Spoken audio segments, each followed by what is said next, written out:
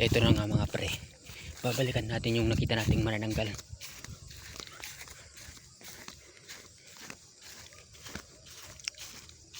Sobrang nakakatakot dito, kaya nilalaksan ko na lang loob ko para makita ko ulit yun.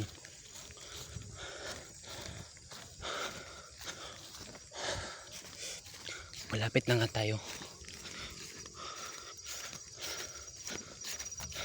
Dito nga ay tatanggalin muna natin yung ilaw natin para hindi tayo mahalata.